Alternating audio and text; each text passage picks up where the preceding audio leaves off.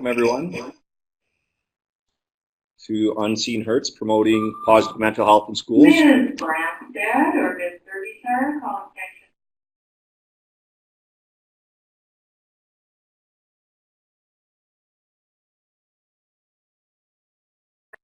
My apologies. We have a few goals that we're looking at today. Before we start with the goals, I'll just tell you a little bit about myself. I'm a teacher at Robert First in Calgary. I also instruct at the Alberta Teachers Training. I've been interested in this topic from the day I was hired, actually. We developed it and started presenting. It's something that I'm very passionate about, and I think it's something that we are probably all passionate about if we are in this webinar today. So we have some basic goals that we're looking at today.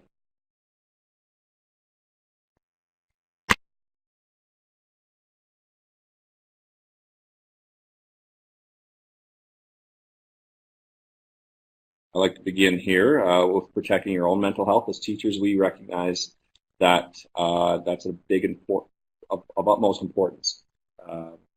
Protecting our own and looking out for our own to be sort of leaders in this area within our classrooms. Raising the awareness and decreasing the stigmatization of mental health in schools.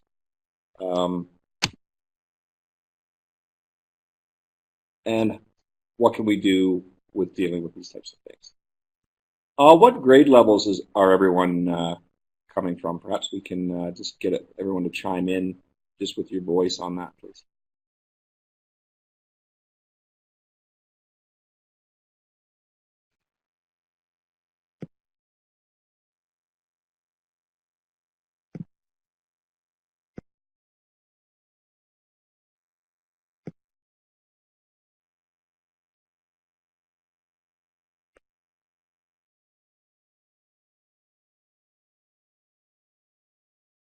So we have a variety of levels, every grade under the umbrella, to be honest.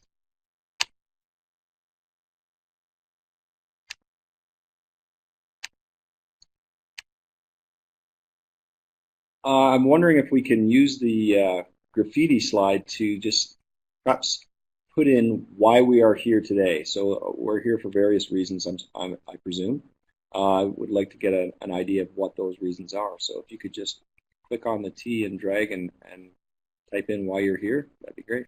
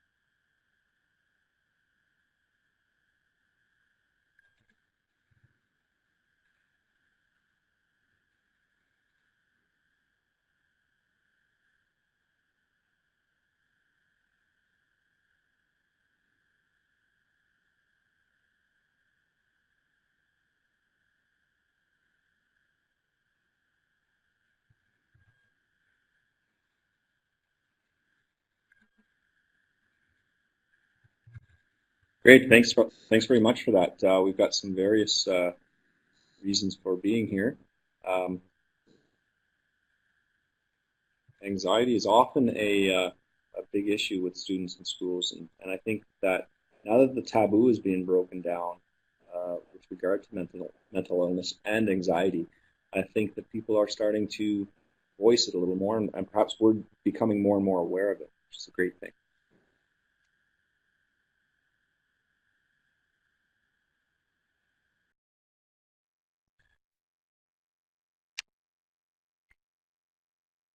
So there's a difference between mental illness and mental health that we'll look at. But first of all, we'll start with mental health. What does it look like? And I'd like to begin with, as teachers, how do we look at a bad day?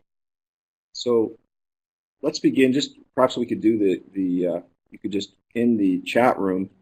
We'll start with a bad day. I'll just write in bad day here. What does a bad day look like? Just perhaps everyone could chime in with one thing that could create a bad day for you.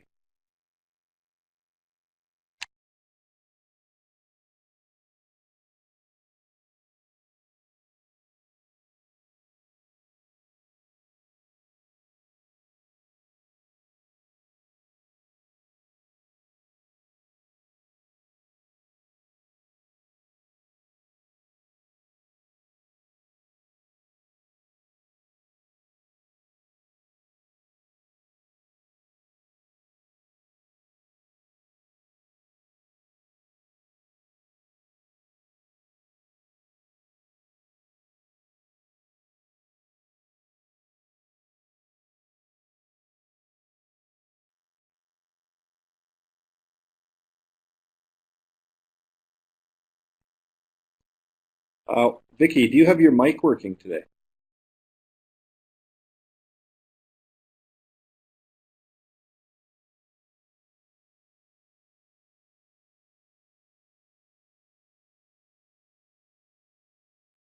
What are some things that can be overwhelming as a teacher? Well, perhaps in your situation.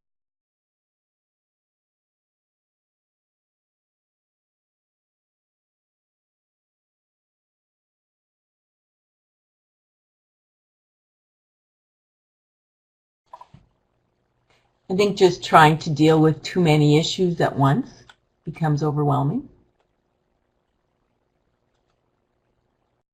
Yeah, I think as teachers and administrators, piles get higher and higher on a daily basis, and sometimes we're just trying to keep our heads above water.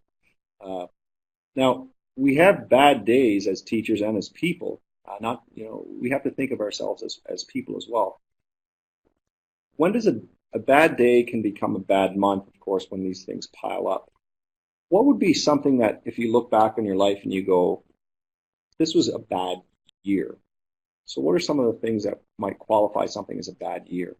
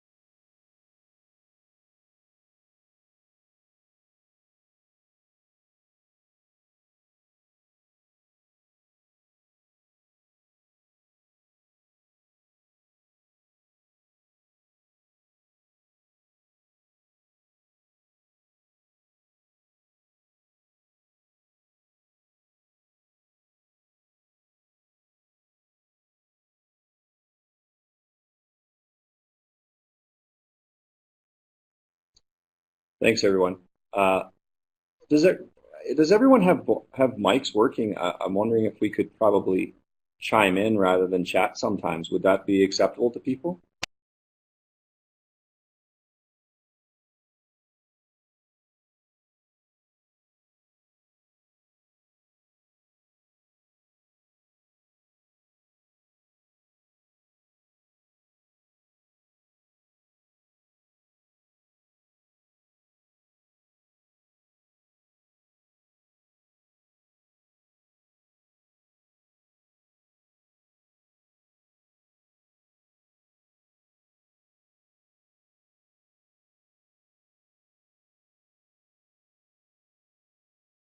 In order to talk again, we must click on the microphone icon at the top, the second green icon from the left.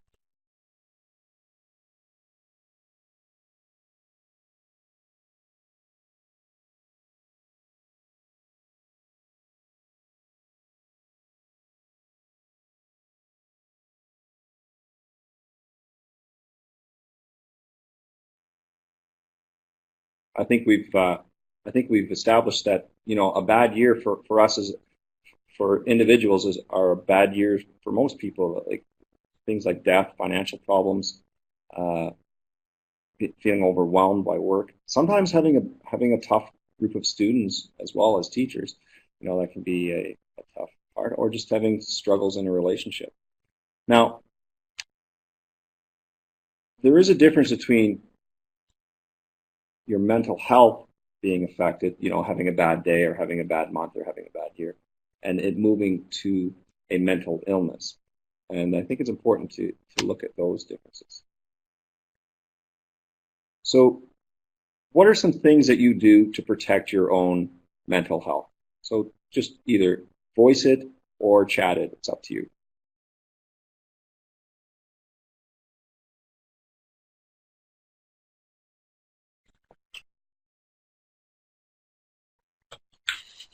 So don't be afraid to just click on your microphone and let us know. I'll respond just by saying having other interests that can burn off some steam, sports, hobbies.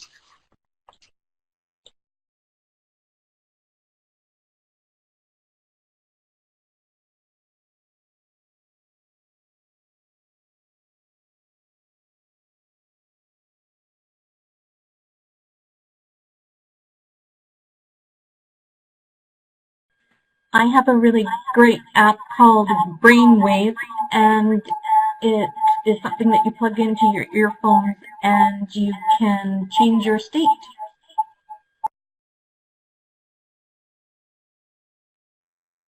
Great, thanks. And I'm seeing lots of extracurricular activities, being alone, be with loved ones at times, vent to your colleagues. Those are all healthy ways of dealing with things. Being creative, musical instruments, those are all things that many of us use in order to maintain our mental health. And depending where we're living, being aware of how much outside time you get, how much sunlight you get is another important factor.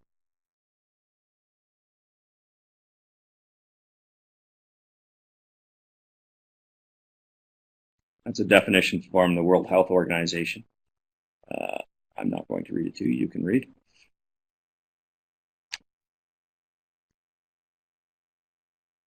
A dozen things that you love to do. Could you write down a very specific thing that you'd like to do on this slide? So perhaps we can get the graffiti icon up again, Dan.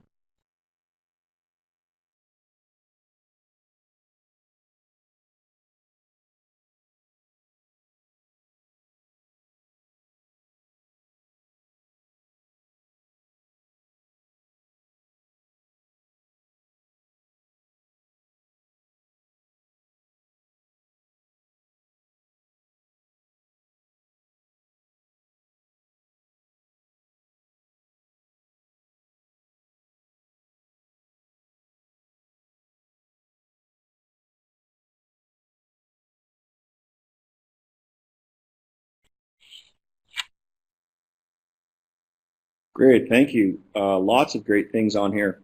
I think it's really important for us to recognize that in a school, it's important that we are representative of what mental health looks like. And at times, we're going to have tough days. And I think being gentle with ourselves and understanding that it's okay to have a rough day, maybe making simple tasks for our students at times like that, I think it's okay to give yourself permission to do that.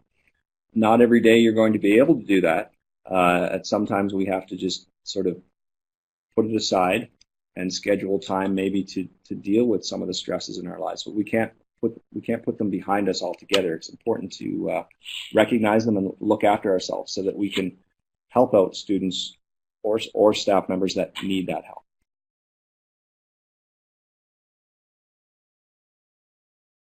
Goals for teachers that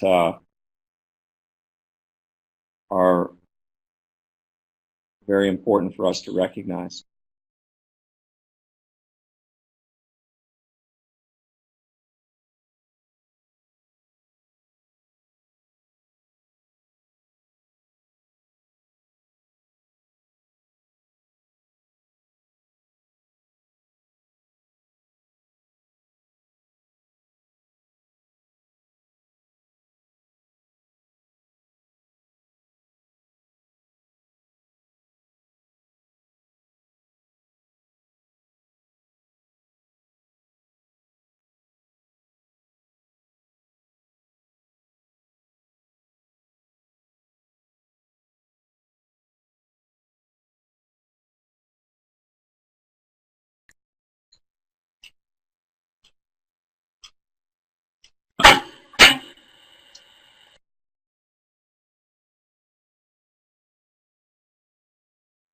Oh, I'm sorry, you're not hearing me?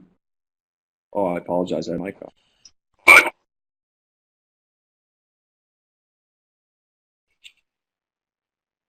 Has everyone got me now?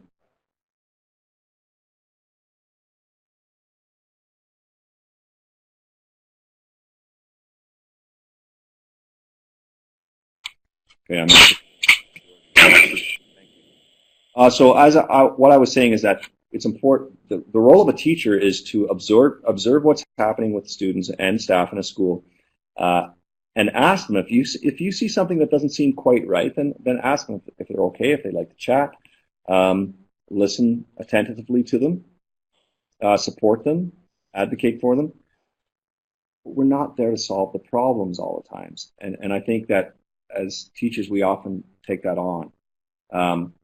So we can help refer to people who are tasked with that, and of course advocate so that that student gets that help. And as I'm sure you've recognized, that is a part of the role that is very important, especially as resources can be tight at times within schools. One thing I must point out is that you do have a duty to report if a student is at risk for harming themselves or others. And I think it's important to tell students that if you're talking to them or listening to them, if they tell you something that makes you think that they're at risk of hurting themselves or someone else, then you must take it within your professional obligation to report that.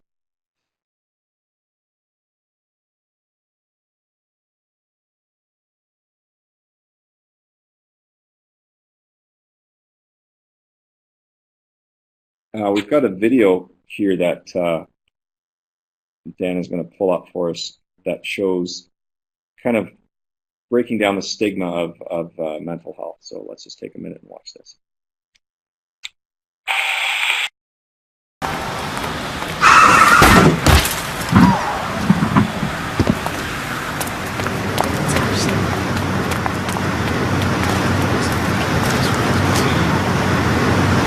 Oh my God, is he okay?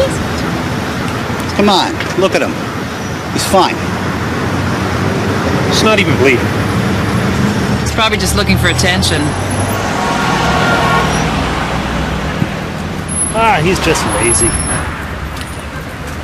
Oh, come on, man.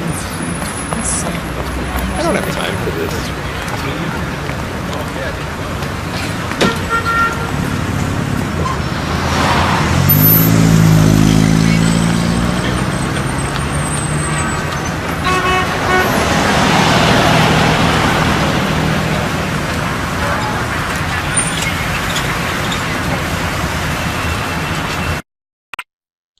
I think that video does a good job of sort of showing us what happens sometimes, or the walls that have been kind of crumbling down. I think that many of us are more and more aware of the taboo that's being broken down, and I think that not being afraid to talk about some of these issues within a classroom is important.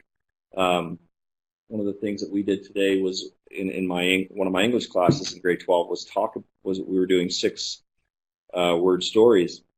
And a lot of the issues that came up were some of the issues that we talked about with regard to struggling with our first year, or pardon me, a bad year. So divorce, financial problems, these are all things that, as teachers, we're not inventing. These are things that kids recognize that are issues within the world and issues within their lives. And I think being willing to take those on sometimes and talk about them in a safe environment is important. I've got a few stats here. 70% of mental illnesses have their onset during childhood, adolescence.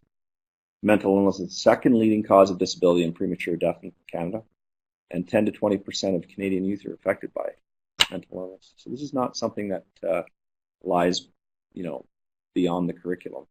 I think we have to find ways of embedding it and being aware of these stats when delivering, our outcomes.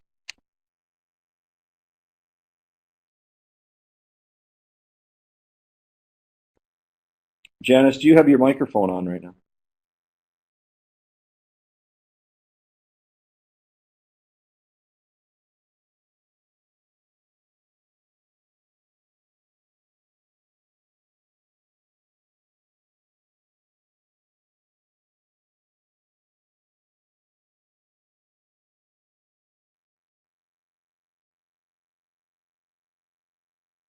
Hi, Janice, do you have your microphone on right now? I'm just wondering if we might get some callback from you.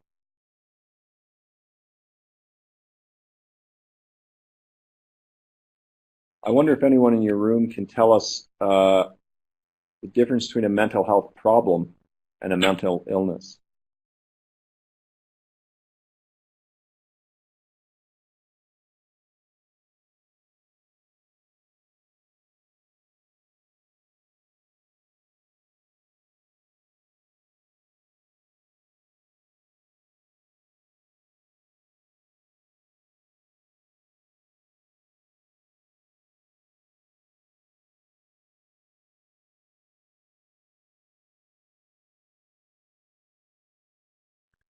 Okay, perhaps you can type something in.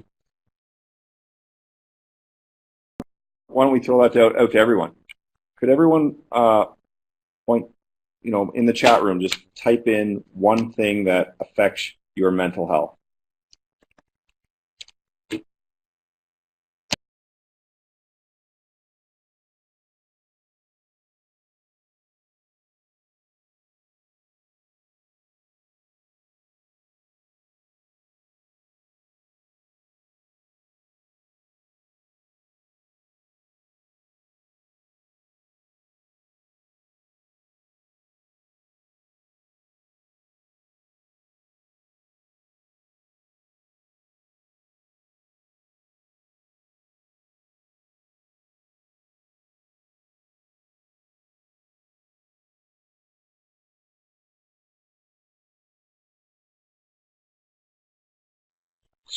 Thanks. We're seeing a lot of sleep. We're seeing a lot of work, tough workload.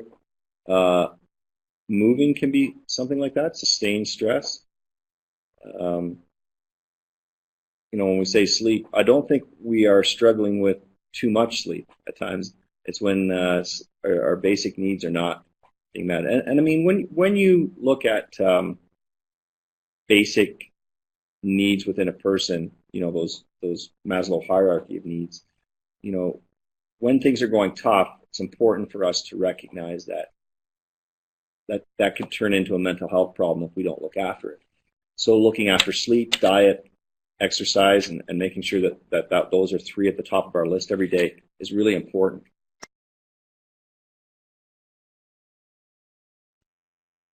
And Janice just makes a good point about the rat in the brain. The brain can only focus on that one thing. That's a really good point. We see that quite often.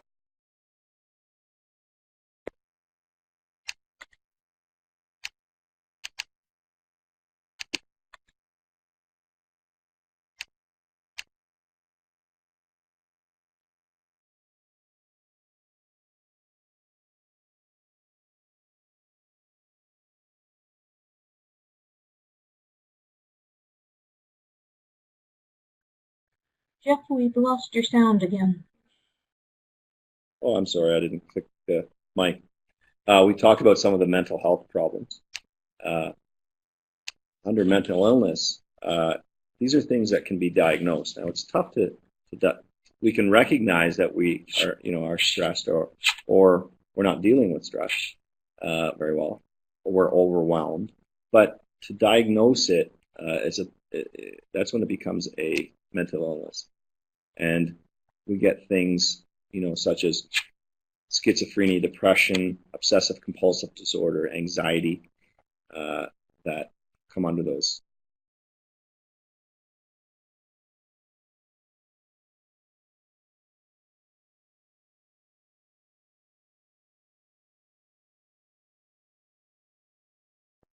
These are a few things that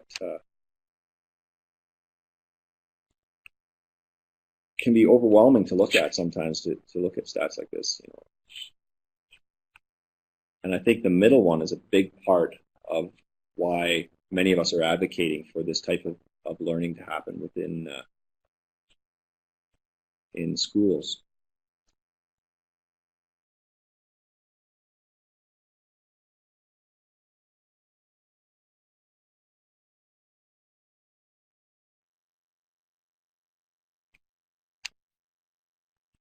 Could everyone write a word that describes looking through those stats? Did you have enough time to look to see those stats? just kind of scroll back a little bit. But what I'm going to get you to do is to think of one sort of adjective that how it makes you feel to see stats like this, especially as a person that's in charge of young people.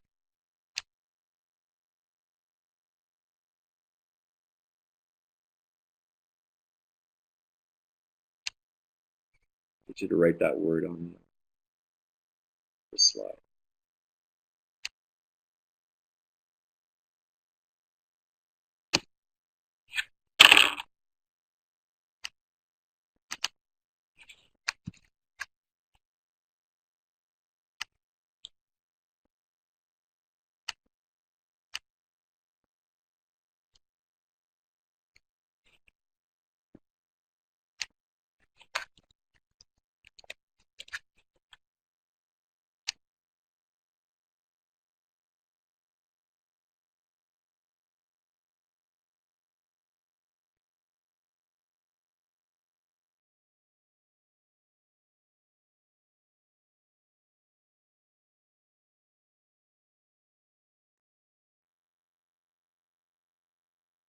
Thanks. Those are all very natural reactions. I think it's important to focus on the positive ones, like able to help, important, while recognizing, you know, that yes, we feel sad for youth, and it's a terrible feeling to read some of those stats and to know what some of our students are going through. But I think it's important to focus on what we can do. How can teachers help reduce the stigma of mental health? Could we get people to audio in on this one, please?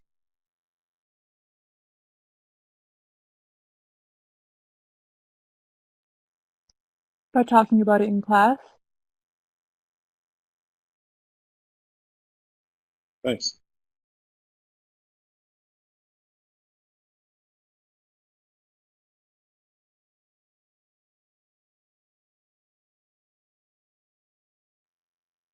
Vicky says normalize it. Heather's saying talk about it and keep talking about it. I agree with that. Both of those completely. Maybe read some of the news stories and things that are part of current events. Thanks. I read an article the other day, which was a great article about an athlete that ESPN did. She was a track athlete in the States who, it was all about how social media, students and young people on social media portray this sort of Cinderella figure where at times, you know, it's a facade at times. And this student was dealing with depression and ended up taking her own life. And it was an interesting look at how even while dealing with all of these terrible feelings, she continued to portray herself as this, you know, outwardly positive, great person who was feeling very happy and leading a normal, picture-perfect life.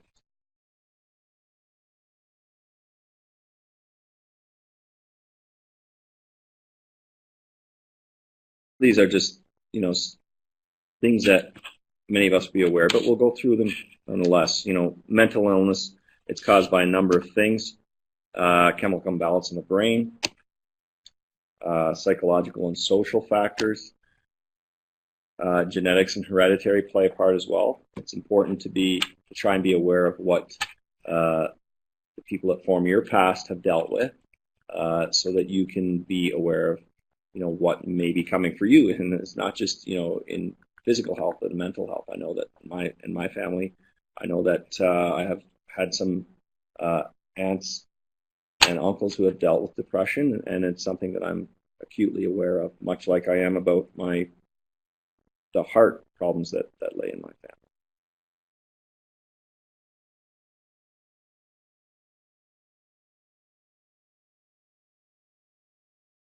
Yeah, Michelle just made a good point about having school counselors present and visible.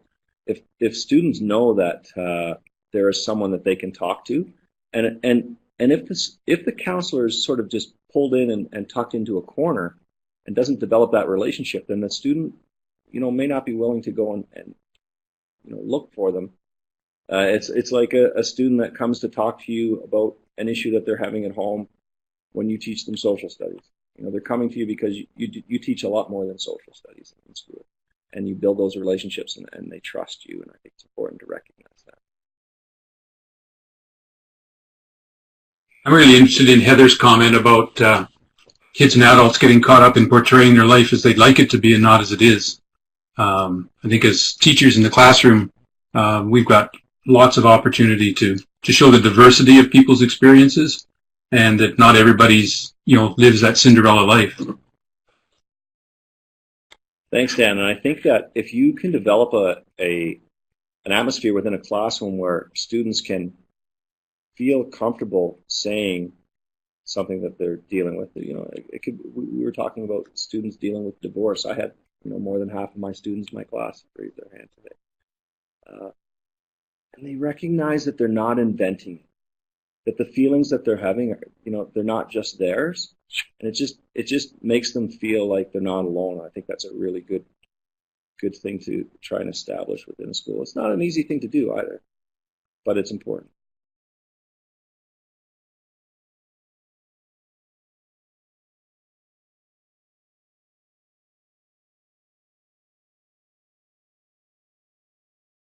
I've heard a number of people talk about anxiety within schools. When we were talking at the start of the webinar about some of the reasons people were here, anxiety seems to be coming up more and more. How do we feel about that? Is that something that's present in most of our schools?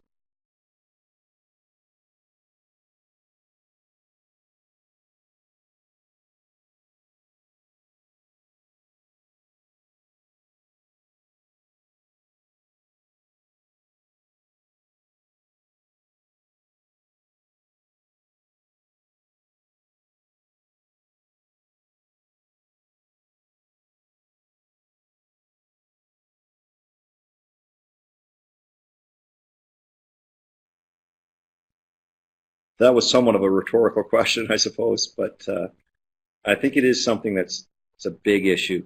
And thank you, Michelle mentioned that that's an issue for adults as well. And as a new teacher, I'm sure that we're often caught up when we're teaching in driving our lesson plan rather than driving our learning, and it's hard to expect students to learn when their anxiety levels are through the roof, and not necessarily because of school workload. So.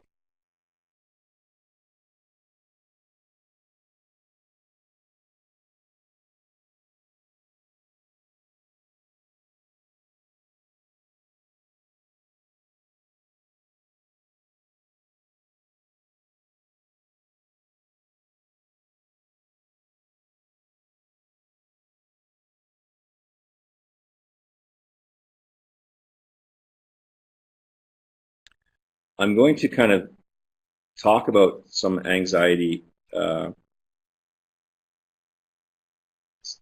information with regards to mental illness here in a sec. I'm just going to scroll through here. So we've got depression, which can be broken into two sides: mood disorders and bipolar. Mood disorders, at 5%, and bipolar at 2%. Anxiety is 11 to 21% of our prevalence in schools, and I think that's probably why we're all seeing it, right? You go with every classroom, 21% up to 21% are dealing with anxiety. That's a huge percentage, and then we can go through eating disorder, substance abuse, and deliberate self-injury. Now, those last three are often connected to the top two bullets, and I think so that could easily drive that percentage up more.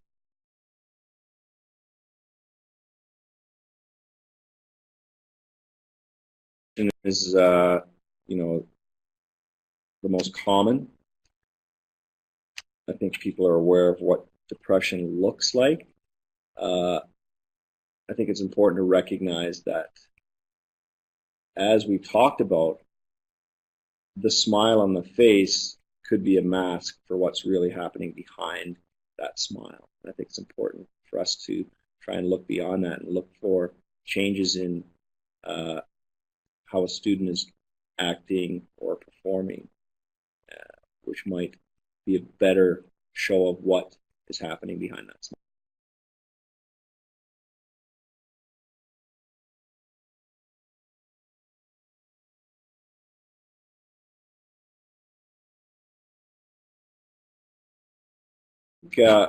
This stat would be here, that the number of adolescents with depressive disorder is twice as high as adults with depressive disorder. Hormones and pressures. Thanks, Michelle.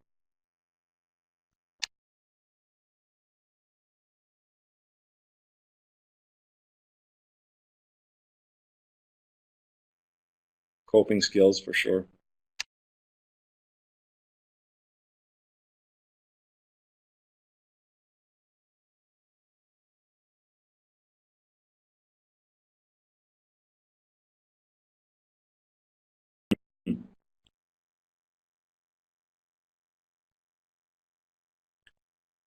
Yeah, I think as you become an adult, I think there are many adults that are perhaps high functioning people with depression who have learned how to turn depression from a mental illness to sort of a mental issue, and can kind of keep it at bay by monitoring themselves. Thank you.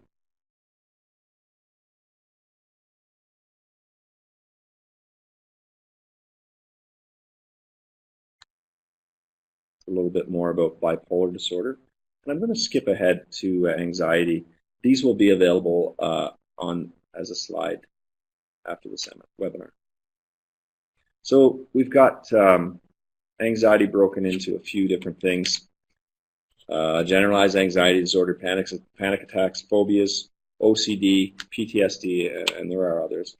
1 in 9 people will be diagnosed with an anxiety disorder.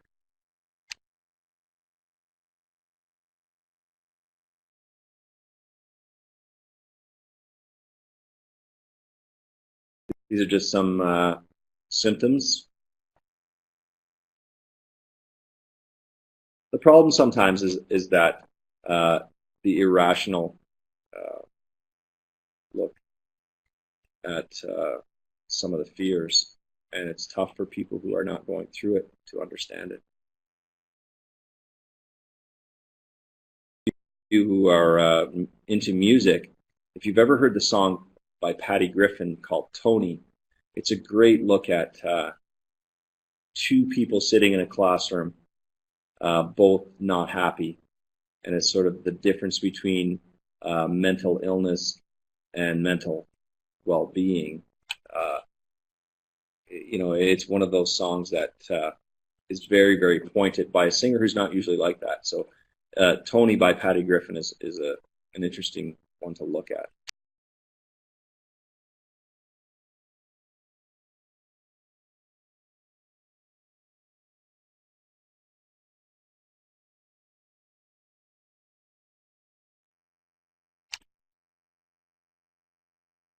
Now, bulimia and anorexia are the most common eating disorders. And it's interesting that 10 to 20% eventually die from physical complications involved in this. And it's important to recognize that these have deeper issues than just about food. They're a way of dealing with deeper problems within the student.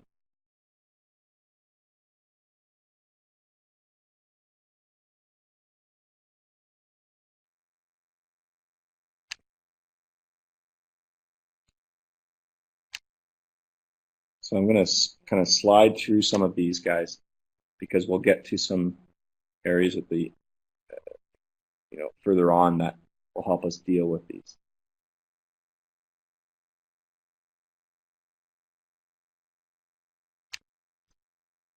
Yeah, Jennifer just mentioned her best friend. I presume it was a male, was anorexic, and I think that there are sports out there that that lend themselves to anorexia, bulimia, where it's power to weight, like running and cycling and those types of sports, cross-country skiing, where people get so caught up in performing that can happen, or just appearance, right? And again, recognizing that they are about more than just the food itself.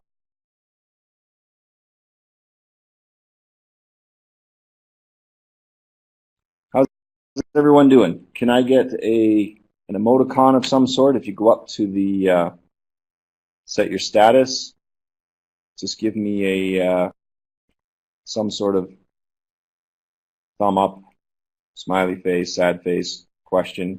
If you have questions, please jump up.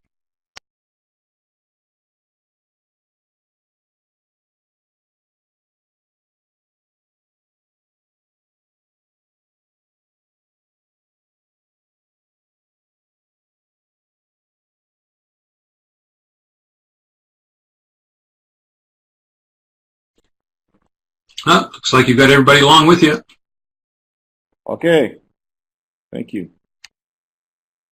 This is an interesting topic, which I knew very little about, and we had a presentation about a month ago at the school about deliberate self-injury. It was quite interesting that I didn't realize the prevalence of it.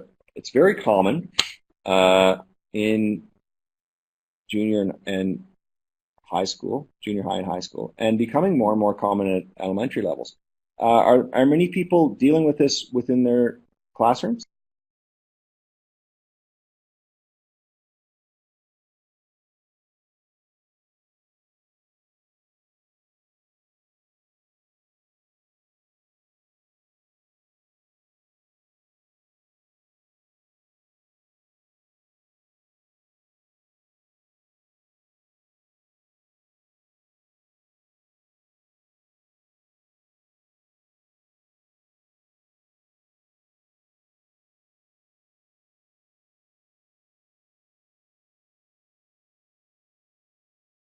Interesting.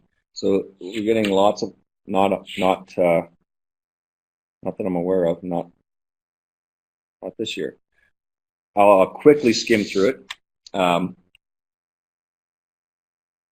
Again, it's one of those things that appears, and it has to do with a deeper issue.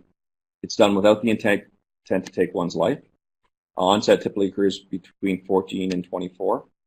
And the reasons include self-punishment to show distress to others, to relieve tension, to get back at people and make them feel guilty. One of the points that the gentleman that was presenting to us, he was a psychologist in Calgary here, he mentioned that when dealing with this type of thing, if a student comes to you or if you talk to a student about it, it's important to address what the student did. So to keep it at the level of, well, why did you cut your arm? Why does that help? Or, you know, what can we do about that arm that's cut right now? And of course, then making sure that you advocate for them and take them to somebody who can help them with the underlying issues that are underneath the marks or scars that are on the body. Here are some warning signs. Unexplained injuries or scars. Sometimes you'll say, students, what happened to your arm? And they don't want to tell you. Students wearing long pants or sleeves.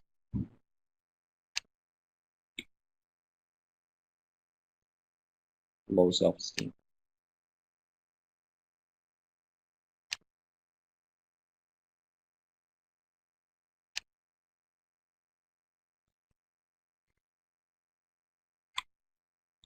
Okay, could we have people, I think we may have a slide after this, do we? No, we don't. What I'll do is, can you just add to this slide, what's one thing that's, you know, you didn't perhaps know before, or something that you found interesting that we've gone through so far? Just add it to this slide, please.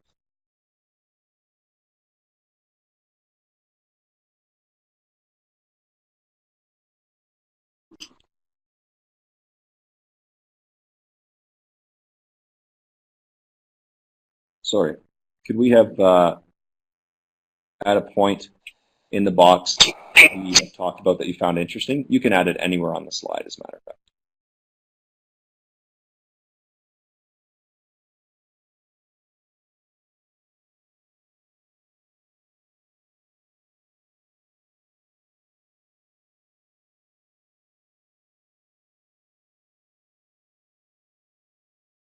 Someone said, I didn't know that PTSD was anxiety.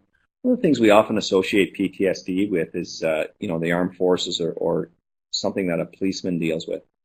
I think that some people have to deal with PTSD in situations where maybe in a divorce situation where the parent just walks away, or a student. I talked to a student yesterday who was talking about when his parents got divorced 5 years ago, and he said, I didn't even know what was going on. I didn't know what was happening. He just didn't understand what it meant that they were splitting up. So, and those types of things can cause PTSD.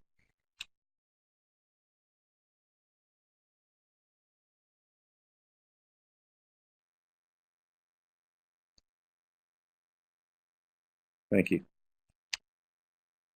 Here are some responses and interventions. We have a short video here that Dan's going to play. I'll give it to you, Dan.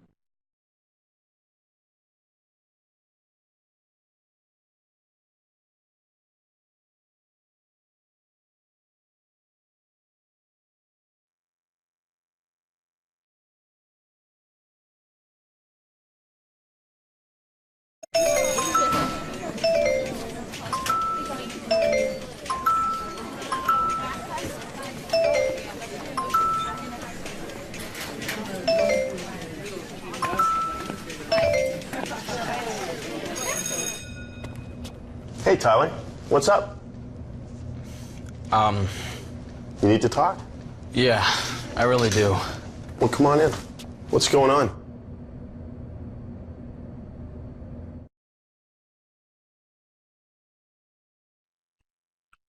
Thank you. That's a video that was produced by the Alberta Teachers Association. They put a number of videos titled "Can We Talk?" about kind of breaking down some barriers within schools for teachers and administrators. Some things that we can do: communicating and listening non-judgmentally. So one of the things is to listen with our ears, and at times we listen with our ears and our mouths, but I think just being quiet and listening carefully to what students are saying with their voice and with their nonverbal communication. Keep being open-minded. Like, it's one thing to not understand something like a deliberate self-injury, but being open-minded to learning a little bit more about it. And avoid giving advice. I think just listening and developing a place where a student can come and talk when you won't be judgmental, and then trying to move them to a place where they can speak to someone who's fully trained in helping them.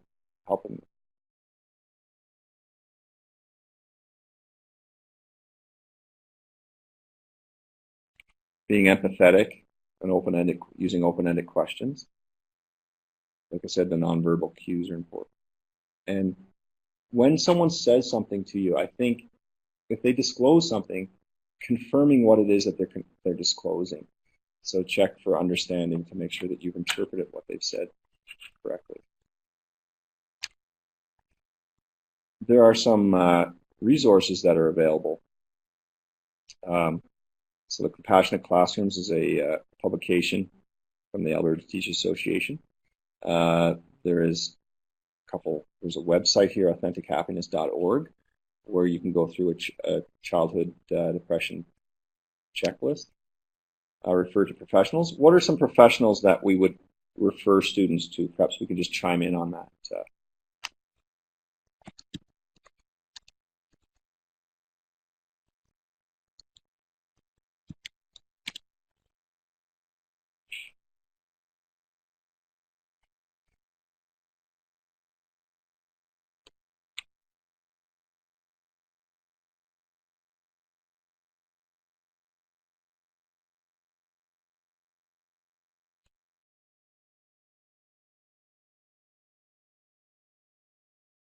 I think we're getting the most common ones here, of course.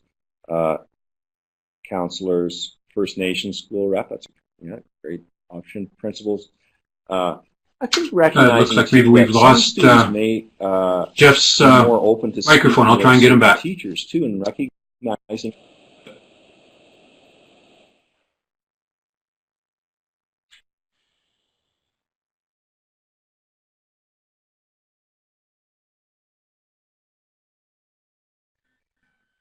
Are we still here, Dan? I think you're still good, Jeff. Keep going. So one of the things is, I think recognizing that some teachers connect with other teachers or with certain students better, and if you know that, for example, perhaps you haven't had the opportunity to build a rapport with a student, but you know of another teacher who has, and you have a concern about that student, I think it's perfectly fine to approach that teacher and say, look, I'm really concerned about this student. I wonder if you can ask them about this. And I think we have to recognize that as well as, you know, referring to professionals. These are, of course, some of the big ones. I think family doctor is one that we often forget about. And of course, the kids' health phone. I think that's a number that should be up in every classroom in this province. One of the things we can do as teachers is to, as we say, talk about this issue within classrooms. And as Michelle says, there are very few in-house school counselors in some of our schools. So recognizing that we have to look sometimes elsewhere for those resources. Oh, yes, I can put the kids' help phone. It's 1-800-668-6868. So you remember 668-6868? Skills that increase. Someone mentioned earlier about building resilience in students. I think that's a really important skill that as teachers we develop on a daily basis with our expectations, with our connections with students, and we, as our association, has a great course on building resilient students within classrooms in Alberta, and instructors can come to your schools and do those presentations. And it's $100 for one of our instructors to come and put a presentation on building resilience. It's very closely related to this webinar. We have some phone apps. Someone mentioned a phone app earlier. I can't remember which one that was. Could someone type that one in?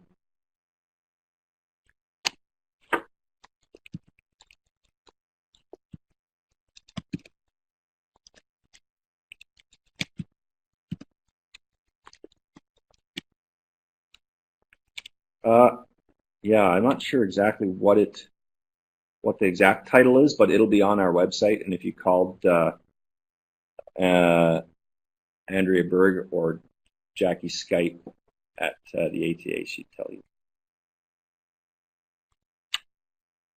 Oh, Brainwave. Thanks, Joni. Right. There are also some free ebooks which you can download, especially for elementary students. And these are, you can just search these under mental health storybooks for the classroom. Iris the Dragon is the one that you would type in, I believe. This is another great mental health toolkit for youth. Shared, as you can see. And there are certain things that you can do as a teacher too, like some of these things, or as a person, write down 3 good things. It helps your brain think positively. So at the end of the day, write down 3 good things that happen each day. Do it for a week. If you can even embed that within in a classroom, or you know, one thing that kids love to do too is you play the adjective game.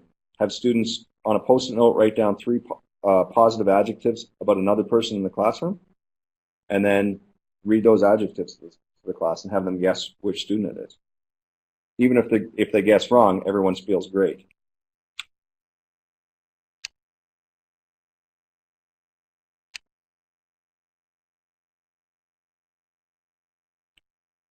There's some authors here. Yeah, does anyone know of any parent support groups that would be helpful on this topic?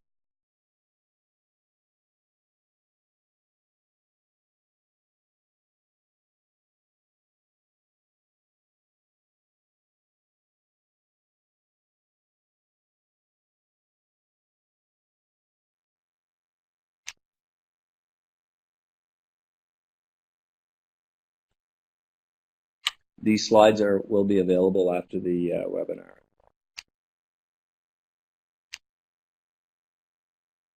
Some things very specific for different courses.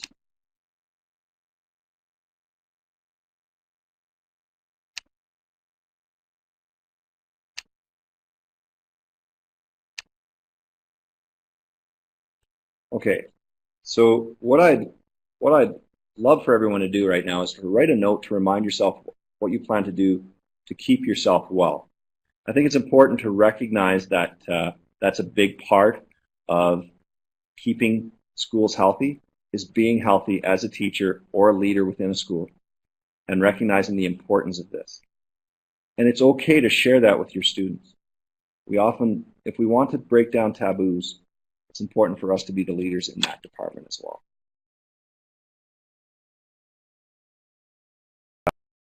Is asking you to write an urgent email to yourself saying one thing that you're going to do to keep yourself well.